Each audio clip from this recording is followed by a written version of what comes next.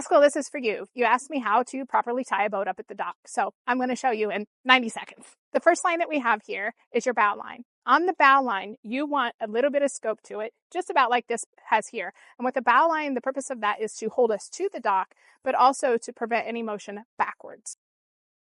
Next, probably the two most important lines that you could use to tie up a boat with are the spring lines. This is your forward leading, notice it coming forward, and this is your aft leading towards the aft.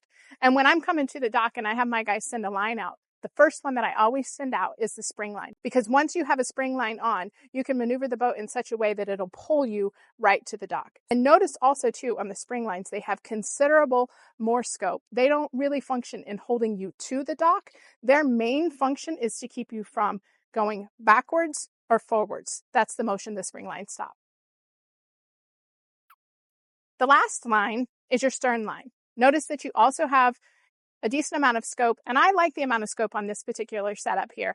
And so the stern line keeps you from going forward, and it also has a little bit of action in where it keeps you towards the dock.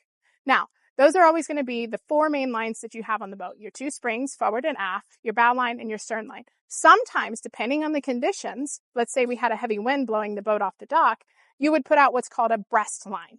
And a breast line's sole function is to just hold you to the dock. And how you know it's a breast line is it comes basically just straight off. So there you have it. That's how you tie up a boat.